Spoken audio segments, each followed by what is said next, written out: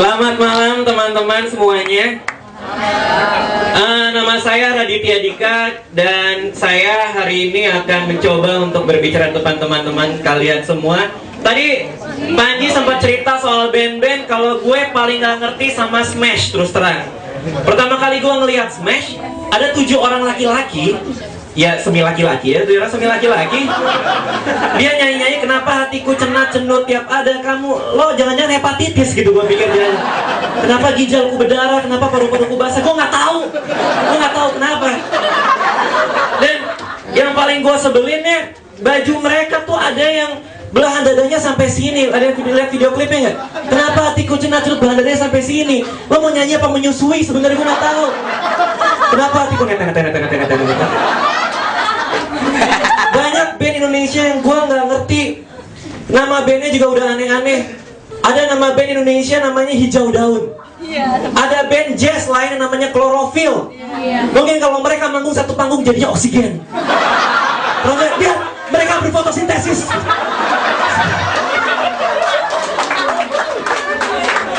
Di antara band-band Indonesia, gue bersyukur Andika ditangkap. Gue bersyukur banget, kenapa? Karena pas gue liat sidangnya, dia akhirnya potong rambut. Selama ini kalau gue lihat Andika, rambutnya kemana-mana kayak helm SNI, tau gak lo? Kalau orang mau ngajak ngobrol, ngetok dulu, assalamualaikum, kenapa? Andika ada, Andika! Sebentar ya, Andika di sini. Mau ngomong apa sama Andika? Bentar ya, mau minta sumbangan Andika! Ada apa sama band-band di Indonesia? Semua di Indonesia tuh aneh. Iklan Indonesia aneh-aneh. Iklan sampo semuanya sama. Cewek cantik rambutnya panjang masuk kamar mandi, sampoan bahagia. Gue kalau di rumah sampoan gak pernah sebahagia itu gue. Gue kalau sampoan diem. Ada gue gedor-gedor, abang cepetan diam. Abang belum selesai. Bentar abang bilas dulu. Iklan sampo aneh semuanya. Yang paling aneh iklan sampo yang paling baru yang sekarang udah nggak ada, iklan Sunsilk. Gue bersyukur gara-gara iklan itu gue takut pakai sampo. Iklannya kayak gimana? Iklannya kayak gini. Cewek cantik masuk kamar mandi, taruh sampo di kepala, bahagia. Tiba-tiba dia ngetok pintu kamar mandi, tok, dia diam. Dia keluar kamar, dia buka pintu, gue yakin lo tau iklannya. Dia buka pintu, ada siapa di depannya? Ada Ariel Peter Pan. Tau gak gimana? Dia bilang ini, buka pintumu buat aku ya kan? Terus dikasih kalung. Gara-gara iklan itu, setiap kali gua di rumah sampoan pakai Sunsilk sendirian, ada yang ngetok pintu kamar, gua takut. Lagi sampoan pakai Sunsilk, tok, itu Andika bukan? Andika jangan masuk dulu, Andika.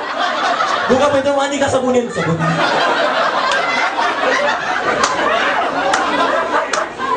Iklan Indonesia nggak ada yang bener. Tau gak yang paling aneh apa? Iklan yang paling aneh sejagat, yang ada hanya di Indonesia, yang nggak ada di negara lain, cuma satu. Tori cheese cracker. Ini iklan apa? Apa hubungannya biskuit sama 3 orang pegulat dan 1 wanita yang berjalan dari belakang ke depan mengepakkan selangkangan? Tori, lepek. Pertama kali gue nonton, ini iklan obat polio. Gini Tori itu. Apa hubungannya biskuit sama selangkangan? Kecuali kalau tagline-nya selangkangan ada lapar, makan Tori. Cocok.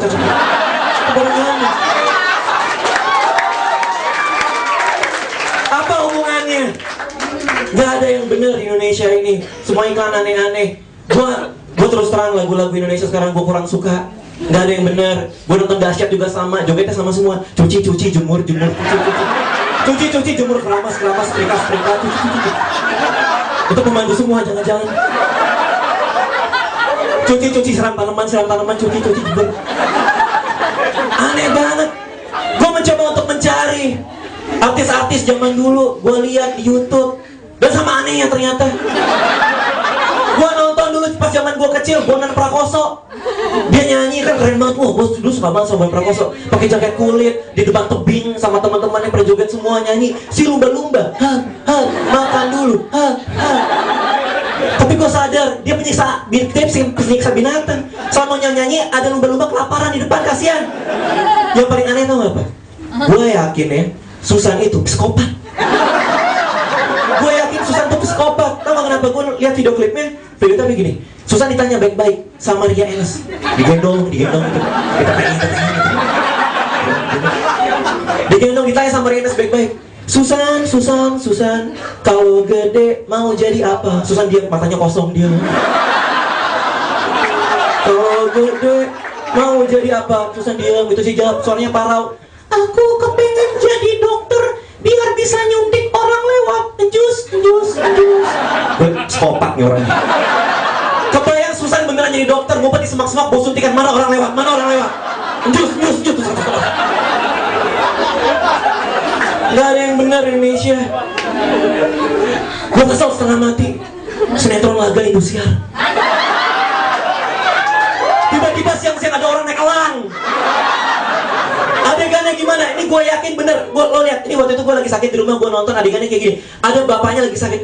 Anaknya datang. Kenapa bapak? Anakku bapak sakit. Iya, saya tahu bapak. Soalnya bapak batuk. Setiap kali sinetron pasti ada yang batuk, dia sakit. Iya, Mbak, belikan bapak obat. Belikan bapak obat di mana? Di pasar. Baik, aku pergi. Dia keluar rumah, dia ngapain? Dia naik elang. Naik elang beli obat. Emangnya di pengkolan nggak ada ojek? Emangnya di pasar ada parkiran elang? Kagak ada. Ngapain? Banyak hal yang gue sebelin. Gue sebel sama sistem perpacaran Indonesia. Ada disparitas gender yang terjadi antara cowok sama cewek. Cowok harus selalu nembak duluan. Cewek kalau ditembak jawabannya sama. Datengin cowok, lo mau gak? Apa? Mau gak jadian sama gue? Gue suka mau gak? Jawabannya sama. Pikir-pikir dulu ya. Berapa lama? 3 bulan. Mau ngapain pikir-pikir 3 bulan? Soal istiqarot tiap malam ngapain? Kalau udah jadian kita disiksa. Kalau udah jadian sama cewek akan memaksa kita untuk mengingat semua tanggal. Semua tanggal yang penting. Hari pertama kali main ke rumah, pertama kali nonton bareng, pertama kali jadian 3 bulanan, 3,5 bulan, 2 bulan, 3 hari, 6 minggu.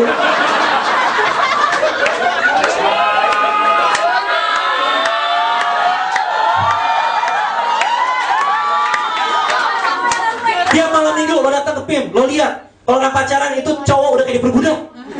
Cewek di mana? Cewek di depan jalan. Belanja. Cowoknya di mana? Di belakang kayak budak. Kita kapan pulang sayang? Oh iya sayang. Tiap hari Minggu lo cek di salon-salon. Cewek-cewek di mana? Berjejer, dikeramasin, dikerimbat. Cowok-cowok di mana? Di depan kasir sama cowok-cowok lain dia nungguin. Kamu udah berapa lama? 3 hari. Sabar.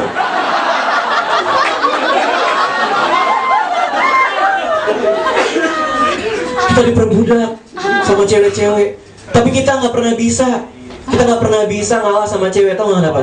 Karena cewek kalau sudah terdesak, mereka punya senjata yang mereka keluarkan. Senjata cuma satu. Iya betul, menangis. Gue kasih tau aja sekarang di sini, cowok nggak pernah ada yang tahan ngeliat cewek nangis. Bukan karena kita so gentleman, bukan karena kita baik hati, tapi cowok nggak ada yang tahan ngeliat cewek nangis. Karena cewek kalau nangis itu jelek. Nggak tahan. Lo lihat perubahan muka dasar dari cewek, biasa aja diam gitu. Dan menangis. Kalau cewek nangis, matanya jadi gede, hidungnya bongkak, lalu lihat cairan dari hidungnya. Dan mereka mencoba untuk berbicara.